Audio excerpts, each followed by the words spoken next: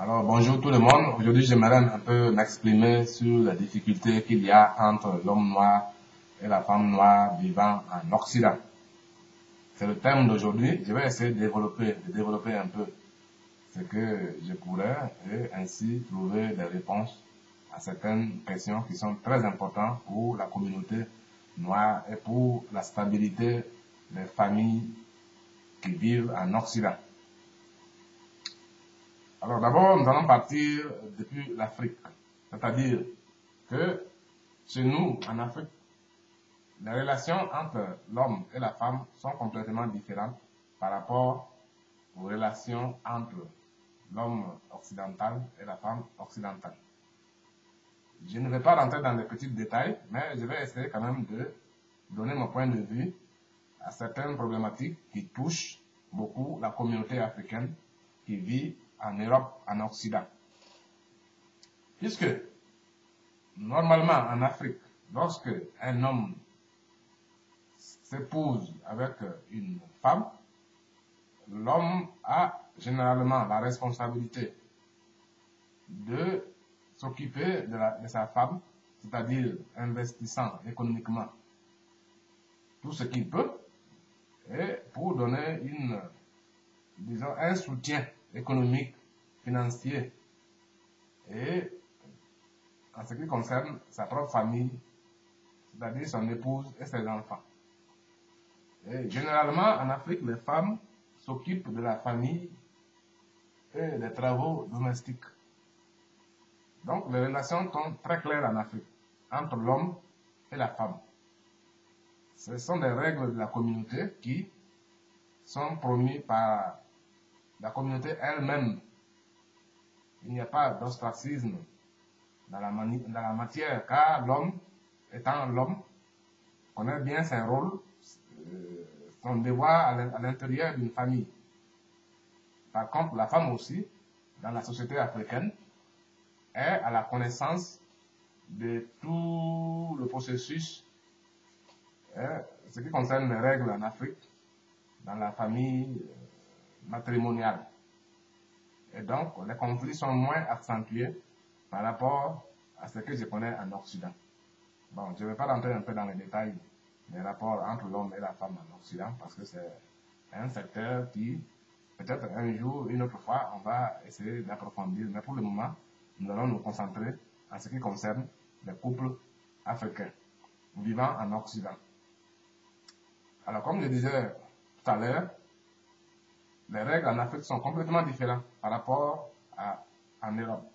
Donc, un homme africain qui se rend chez lui en Afrique, qui s'épouse et qui amène sa femme dans un pays occidental, il est contraint à seguir certaines normes, il est contraint à devoir se confronter à certaines réalités qui sont différentes que dans son pays d'origine. Alors, l'homme le plus intelligent, c'est celui qui s'adapte un peu aux réalités dans lesquelles il vit. À savoir, si vous amenez une femme africaine ici en Occident, vous devez comprendre que dorénavant, vos relations seront un peu modifiées. Vous serez contraint un peu à changer vos rapports que vous aviez en Afrique avant l'arrivée en Occident. Pourquoi? Parce que, étant en Afrique, la femme ne contribue pas économiquement au foyer. C'est l'homme qui s'occupe du foyer et de toutes les problématiques qui se forment autour de sa famille et de ses parents.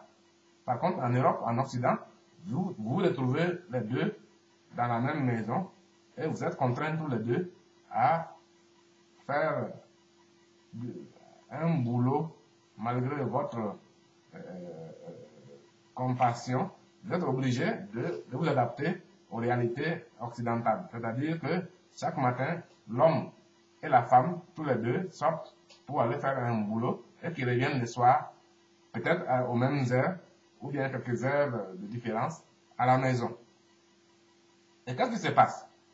C'est que l'homme, généralement africain, avec son éducation, avec sa mentalité, très souvent, n'est pas prêt à renoncer à des privilèges qu'il avait en Afrique avec sa femme avant son arrivée en Europe. Ça, c'est un problème, puisque la femme se lève le matin comme l'homme, va au boulot et retourne le soir comme l'homme. C'est-à-dire que tous les deux, maintenant, travaillent régulièrement et tous les deux ont un salaire qu'ils apportent dans la famille. Et à partir de ce moment-là, les relations changent. L'homme doit accepter les changements qui arrivent dans le foyer, dans son foyer, dans sa famille. C'est là le vrai problème qui se pose dans un couple africain qui réside en Occident. La plupart du temps, l'homme, généralement, est un peu distrait.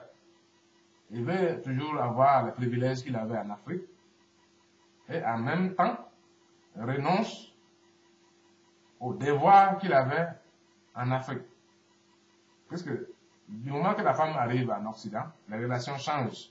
Donc l'homme est obligé, à contraire, à changer. S'il ne change pas, et très souvent nous voyons dans les sociétés européennes, occidentales, les difficultés des couples qui arrivent, qui sont contraints très souvent à se laisser, à se séparer, à se divorcer, comme les autres couples européens. Et pour éviter cela, moi je pense que ce serait nécessaire que l'homme aussi essaie de modifier son comportement envers sa femme, envers sa famille, dès qu'ils sont en Occident.